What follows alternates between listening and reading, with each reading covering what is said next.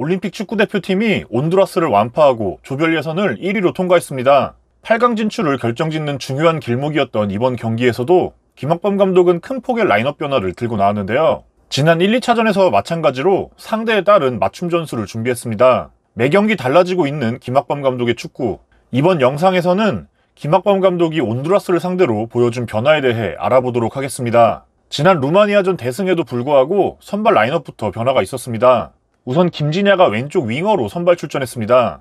김진야가 측면 포지션을 전부 소화할 수 있는 멀티자원이긴 하지만 선발 윙어 출전은 누구도 예상하지 못한 부분이죠. 게다가 이강인, 이동경이 모두 선발에서 제외되며 권창훈이 공격형 미드필더 자리에 위치했습니다. 이 역시 의외의 기용이라고 할 수 있죠. 또한 정승원의 부상 여파 때문인지 원두재의 파트너로는 김진규가 첫 선발 출전 기회를 잡았습니다.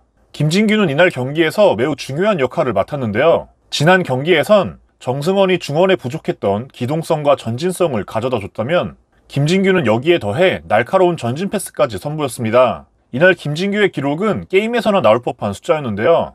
무려 94%의 패스 성공률을 기록했습니다. 후방에서의 안전한 횡패스나 백패스를 통한 기록이 아니라 전진 패스를 적극적으로 시도한 선수가 보여준 기록이기 때문에 더욱 의미가 있었죠. 키패스 역시 3개로 권창훈과 함께 팀 내 최다 기록입니다. 패스뿐 아니라 적극적인 하프스페이스 움직임도 동반됐는데요. 기본적으로 오른쪽에 위치했지만 공격 시엔 수시로 왼쪽 측면을 넘나들며 공격을 지원했습니다. 자연스럽게 왼쪽엔 많은 숫자를 두며 공격을 시도했고 이동준은 반대쪽에서 넓게 대기하며 1대1 상황을 노립니다.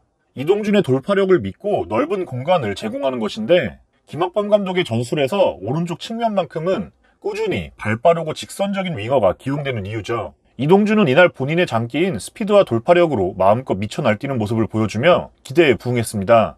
반면 왼쪽 윙어 자리는 이번 대회에서 계속된 고민이었는데요. 1, 2차전에서 기용된 선수들이 모두 만족스럽지 못한 활약을 펼쳤죠. 그러나 이번 경기에선 김진야가 기대 이상의 모습을 보여줬습니다. 특히 김진야는 온두라스전에서의 전술적인 키라고 할 수 있는데요. 이날은 윙어로 나서긴 했지만 평소 풀백까지 소화할 수 있는 김진야는 일단 수비 시에 중요한 역할을 했습니다. 상대 오른쪽 공격에 대한 대비 차원이었는데요. 기본적으로 온두라스는 오른쪽에 레예스가 배치되지만 왼발잡이인 레예스는 중앙으로 좁혀와서 플레이하는 걸 선호합니다. 레예스가 수비를 끌고 오면 그 뒷공간을 최전방 공격수인 마르티네스가 활용하거나 풀백인 올리바가 올라오며 우측을 공략하죠.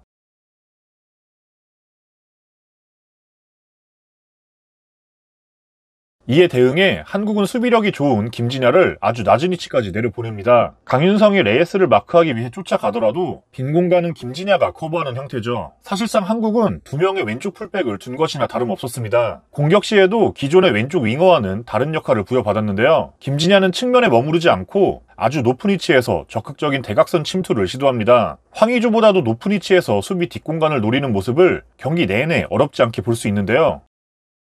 이는 후반전에도 계속됩니다. 황의조는 비교적 낮은 위치에서 상대 수비를 끌어오고 그 뒷공간을 김진야가 활용하는 것이죠. 이러한 패턴은 후방 수비수들의 대인마크 성향이 강한 중남미 팀들을 겨냥해 준비한 것으로 보입니다. 지난 경기 막판 이강인의 제로톱을 실험한 것도 그렇고 이번 경기에서도 후반전 황의조가 빠지며 엄원상이 최전방으로 이동했는데요.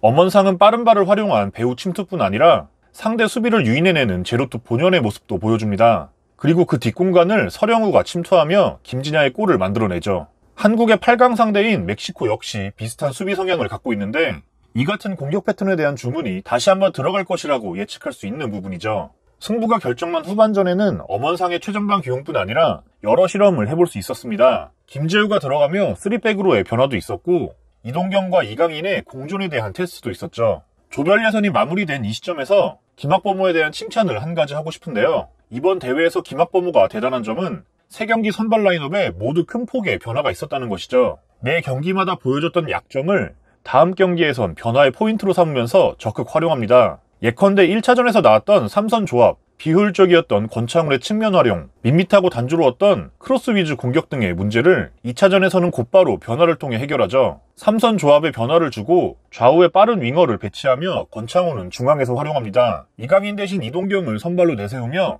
직선적이고 빠른 템포의 공격을 살렸죠. 1, 2차전에서 모두 고민거리였던 왼쪽 공격의 부진은 김진야의 투입으로 해결했습니다. 김진야를 기존과 아예 다른 방식으로 활용하며 문제를 타개했죠. 이 같은 모습은 자신의 패착을 인정하고 변화에 대한 수용이 빠르다는 것을 의미합니다. 특히나 큰 대회를 치르는 도중에 내리기엔 쉽지 않은 결정이죠. 조별 예선 통과라는 1차 목표를 넘은 대표팀은 이제 본격적인 토너먼트 단계를 앞두고 있습니다. 김학범 감독이 멕시코전에선 또 어떤 변화와 맞춤 전술을 들고 올지 기대가 되는 부분입니다. 시청해주셔서 감사합니다.